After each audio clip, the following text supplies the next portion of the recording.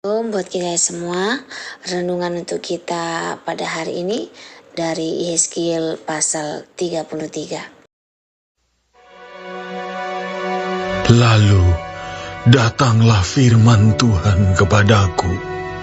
Hai anak manusia, berbicaralah kepada teman-temanmu sebangsa dan katakanlah kepada mereka, kalau aku mendatangkan pedang atas sesuatu negeri, dan bangsa negeri itu mengambil seorang dari antara mereka, dan menetapkan dia menjadi penjaganya, dan penjaga ini melihat pedang itu datang atas negerinya, lalu meniup sangkakala untuk memperingatkan bangsanya.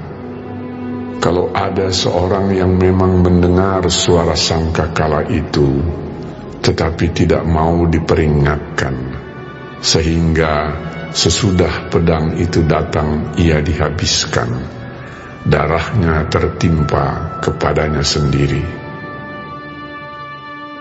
Ia mendengar suara sangkakala, tetapi ia tidak mau diperingatkan, darahnya tertimpa kepadanya sendiri. Kalau ia mau diperingatkan, ia menyelamatkan nyawanya.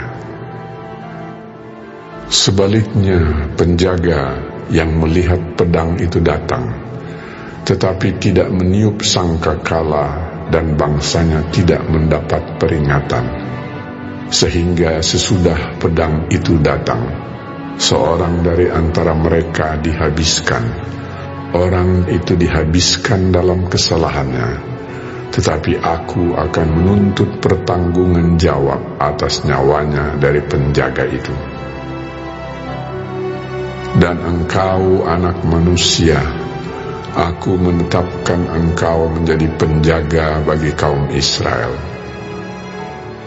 Bila mana engkau mendengar sesuatu firman daripadaku, peringatkanlah mereka demi namaku.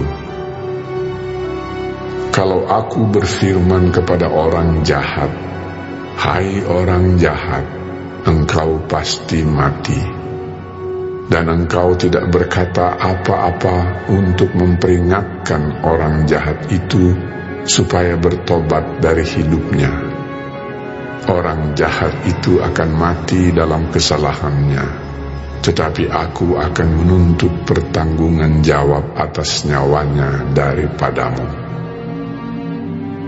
Tetapi jikalau engkau memperingatkan orang jahat itu supaya ia bertobat dari hidupnya, tetapi ia tidak mau bertobat, ia akan mati dalam kesalahannya, tetapi engkau telah menyelamatkan nyawamu.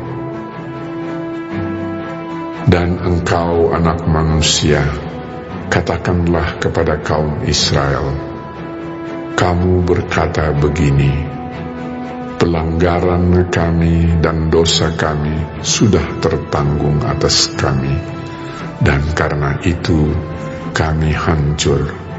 Bagaimanakah kami dapat tetap hidup? Katakanlah kepada mereka, demi aku yang hidup, demikianlah firman Tuhan Allah, aku tidak berkenan kepada kematian orang fasik, melainkan aku berkenan kepada pertobatan orang fasik itu dari kelakuannya, supaya ia hidup. Bertobatlah, bertobatlah dari hidupmu yang jahat itu. Mengapakah kamu akan mati, hai kaum Israel? Dan engkau, anak manusia, katakanlah kepada teman-temanmu sebangsa, kebenaran orang benar tidak menyelamatkan dia. Pada waktu ia jatuh dalam pelanggaran, dan kejahatan orang jahat tidak menyebabkan dia tersandung. Pada waktu ia bertobat dari kejahatannya, dan orang benar tidak dapat hidup karena kebenarannya, pada waktu ia berbuat dosa. Kalau aku berfirman kepada orang benar, engkau pasti hidup, tetapi ia mengandalkan kebenarannya dan ia berbuat curang. Segala perbuatan-perbuatan kebenarannya tidak akan diperhitungkan, dan ia harus mati dalam kecurangan yang diperbuatnya.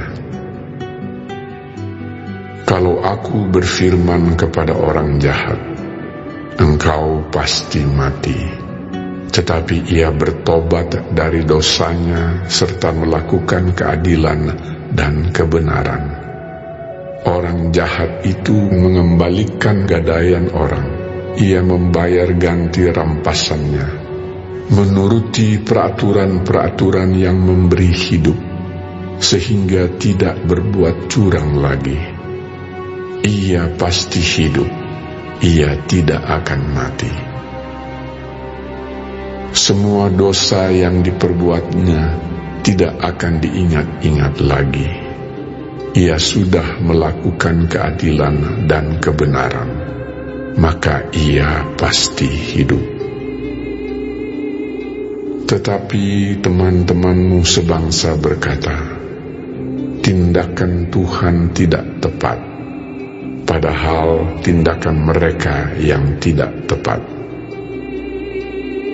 Jikalau orang benar berbalik dari kebenarannya dan melakukan kecurangan, ia harus mati karena itu.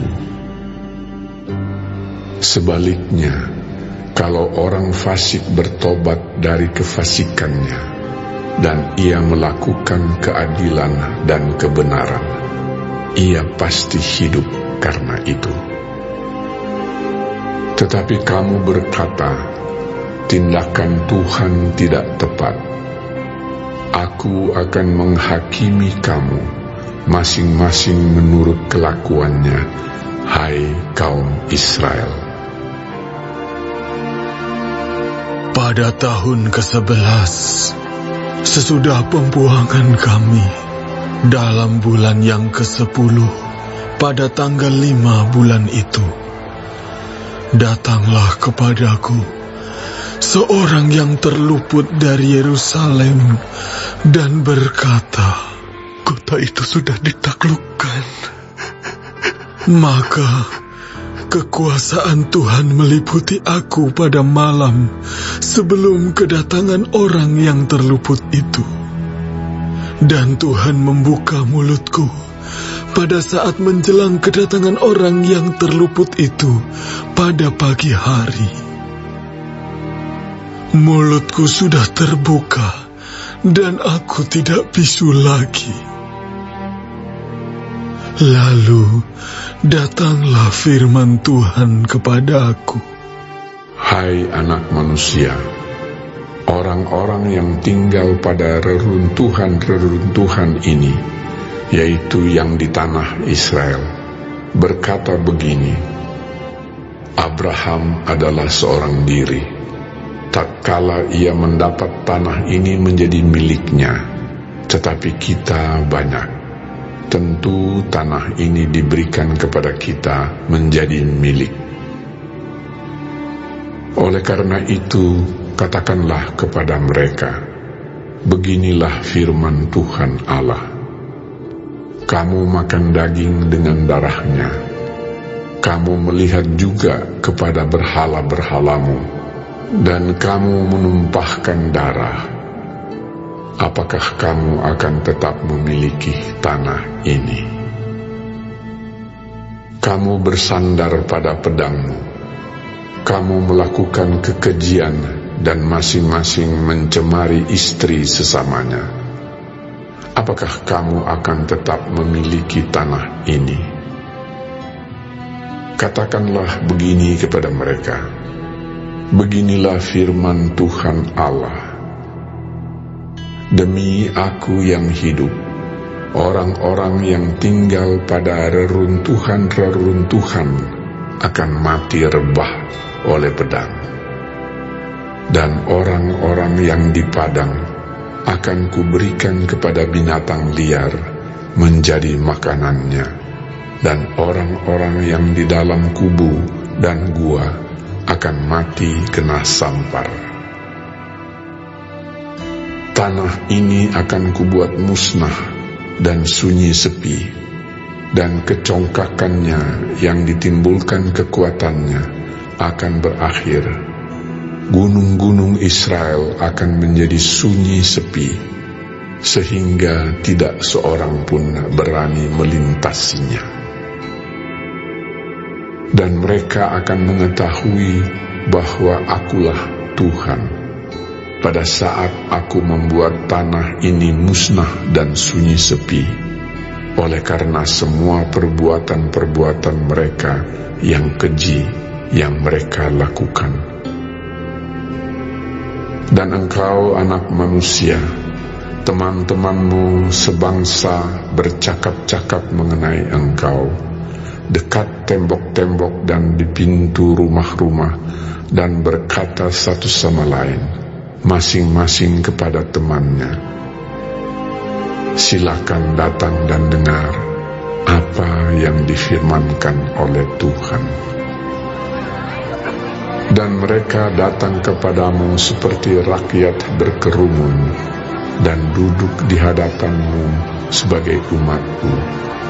Mereka mendengar apa yang kau ucapkan, tetapi mereka tidak melakukannya. Mulutnya penuh dengan kata-kata cinta kasih, tetapi hati mereka mengejar keuntungan yang haram. Sungguh, engkau bagi mereka seperti seorang yang melagukan syair cinta kasih dengan suara yang merdu, dan yang pandai main kecapi. Mereka mendengar apa yang kau ucapkan, tetapi sama sekali tidak melakukannya.